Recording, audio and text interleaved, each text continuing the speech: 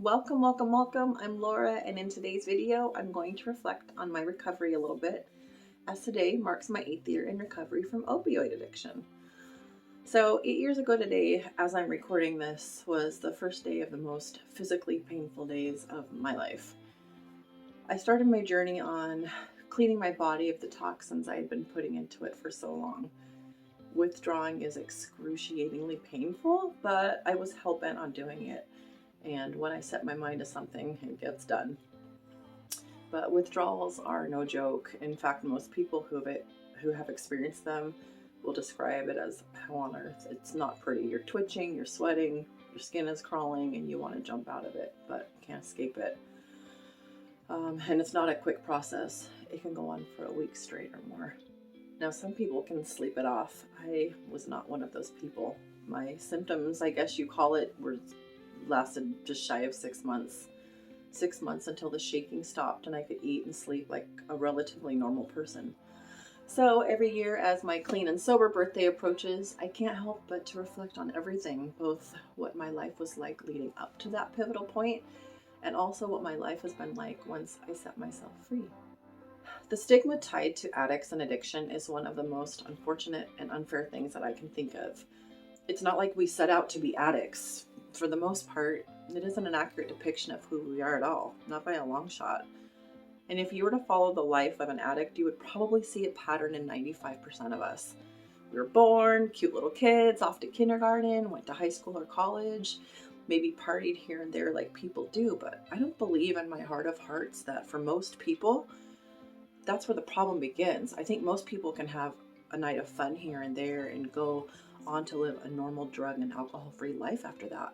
But for the rest of us that become addicted to that lifestyle, we fall in love with the fact that we can escape real life for a while.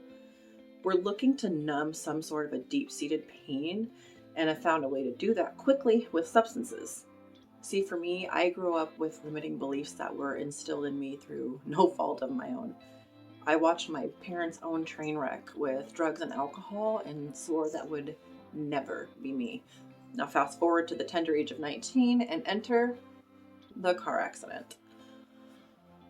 When I was 16, I had already moved into my own place. I was halfway to earning my associate's degree, and by 19, I had custody of my 2 younger sisters and I owned my first condo.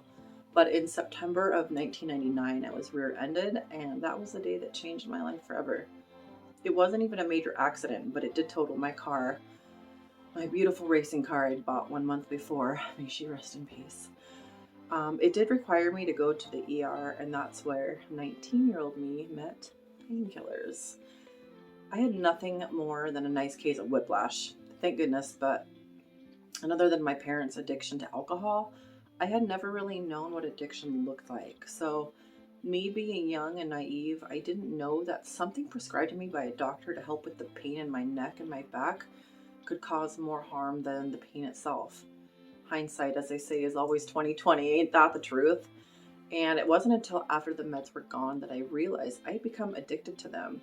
I found myself craving more, and I set out to find them, and find them I did. I also didn't know about tolerance, and now I had really quickly built up such a high tolerance that I needed more and more, and soon had spiraled out of control. Now, the different chemicals that I had been in a serious relationship with for the next decade plus kept me numb, and I loved that I didn't feel all the emotional pain of my childhood, my parents, my own personal self-image struggles. I loved the synthetic euphoria that came from them and all the false confidence and energy they offered me as well. I wasn't even high, but I wasn't feeling any pain either, and that was good enough for me. I'll save the details of the next 13 or so years for another time, but it took me that long to break the chains of addiction, and there isn't a breath or a blink that I'm not reminded of the carnage and destruction that I left behind. But out of all that, I was able to rise like the phoenix from the ashes, rock bottom and all that. Slowly but steadily, I started to rebuild my life. Today, I live a totally different lifestyle, quite the opposite, actually.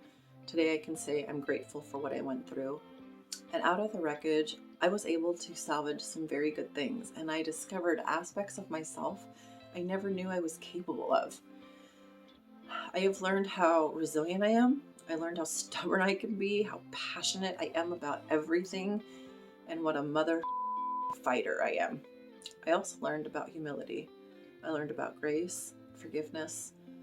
I learned how to love myself, and now have a business where I'm fortunate enough to be able to share my knowledge and what I've learned along the way to others who are struggling too, not just with addiction, but the root of our limiting beliefs that lead us down the wrong path, that keep us stuck, that keep us feeling unworthy and undervalued. I can help them see beyond the veil by removing it completely forever. Now, I have zero control over what happens externally, but I find comfort in knowing I am not powerless inside. I now can control how I respond to things going on around me, and I can pay it forward by providing value to the rest of the community. I can now support others in their fight to reclaim their power from their own limiting beliefs and negative self-talk that may have been going on for their entire lives. I can show them a much better way. So today, as I celebrate life as a clean and sober person, and I will continue to do so, but for people like me, the battle never ends until we leave this place. And as we say in recovery, I'm always only 18 inches away from relapse, and relapse for me means a certain death. So if you would like to grab a free downloadable and printable copy of my How to Stop Negative Self-Talk guide, click the link in the description below and I'll deliver it to your inbox right away. Also, if you or someone you know needs help freeing themselves from the claws of addiction, there are tons of resources available today, and I urge you to please seek help immediately. You are not your addiction. I wish I would have known this back then, but there is no shame in asking for help. I think it's actually quite the opposite. It shows bravery, it shows a desire and a drive to live a better life. It shows you remember the real, genuine you in the before time and that you wanted to be reunited with that person again. So that's it for now. If you feel like you could use some additional one-on-one support on how you too can take control of your heart and mind like I did, I will leave a link in the description underneath this video as well. And you can use it to book a complimentary assessment with me so we can discuss what your next best steps may be. So let me know in the comments, how has addiction affected you or someone you know?